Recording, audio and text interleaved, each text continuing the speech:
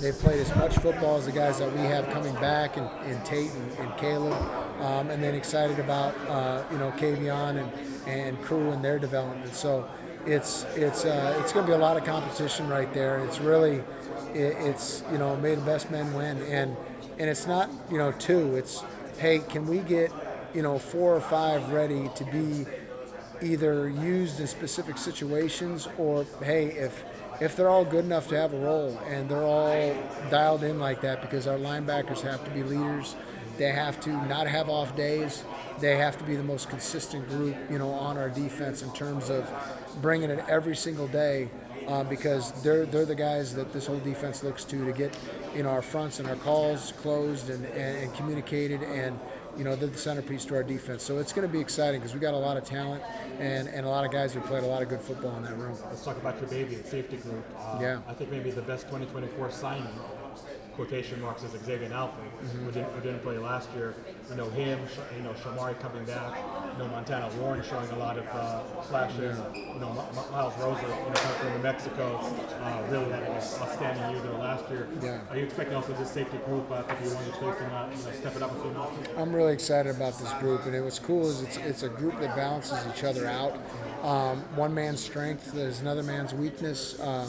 Guys, it's going to allow us to play different personnel packages, and defense is all about getting your best players on the field at the most opportune moments, and there's going to be a lot of competition there, and you could literally call Xavier Alford's a transfer because he hasn't played a snap for us yet, and I'm excited to see what he can do when the whistle blows and it's for real, because he's a natural leader, and he's a guy that he brings it every day. He's super consistent, and he never has an off day, and his teammates love him. So, I hope he can take a leadership role. But there's other guys in that group too who played a lot of football. And Shamari Simmons is, he's the quiet killer. I mean, he's there's not a tougher guy in America that is on a football field anywhere, physically or emotionally. I mean, he brings it every single day. He's an incredible leader. We brought in,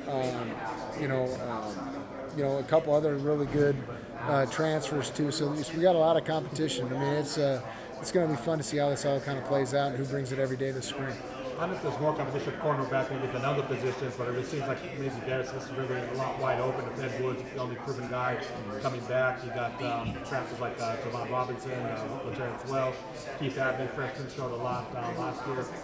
What do you expect from that group and also the nickelback group? I mean, I'm telling you, just that we're really excited about that group, and and the reason is just there's just a different there's a mindset in that room right now.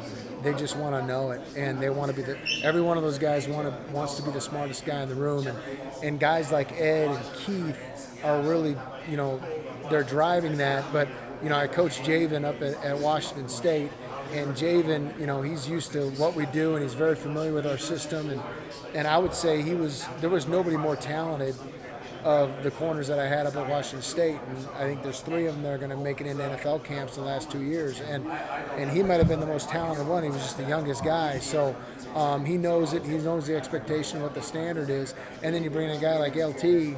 And LT's a guy who's played at LSU, who's coached incredibly. The guy has a business mindset. He's played against and had to practice against the best receivers in the country, maybe the best receiving corps in the country last year, every single day. So he's seen the best.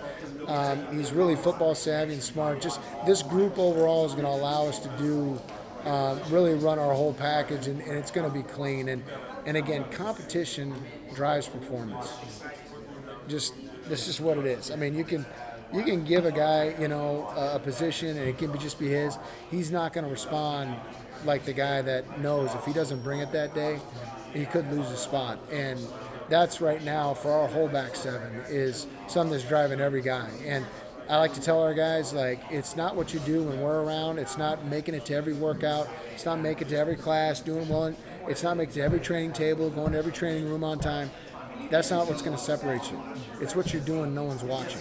And this group is really, it's no different a message I've given in the last year, but this group, because of the competition, the depth we have, I really think at every position, the cream's going to rise to the top, and we're really excited about it. And as far as nickelback, I mean, how do you foresee at least the initial 2 deep going into spring practice? It's a 3 deep. I mean, it really is. I mean, you got Mason Williams, who's the returner. You got Cole Martin, who played a lot last year at Oregon, and he is the prototype nickel that you want. And then you got Keith Abney, who can play inside, outside. He's smart, he's big, he's physical. You literally can put him anywhere. He'll learn the position in a matter of time. So right now it's kind of a 3-horse race there. But there's other guys that could, and some of those young guys that came in, like Chris Johnson, Tony Nkuba, and Rodney Bimage are all in the cornerback room, that you could see maybe one of those guys down the road moving into one of those safety nickel positions. Last question, what would your checklist look like, at the end of spring practice? Obviously, for now, obviously staying healthy, but you would say this was successful spring practice.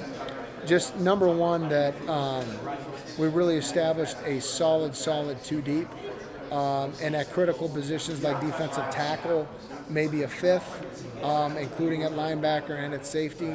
And so if I can get a 5th at every one of those positions, I think we're going to be really good. And really the key is just making sure that that 2 deep is healthy.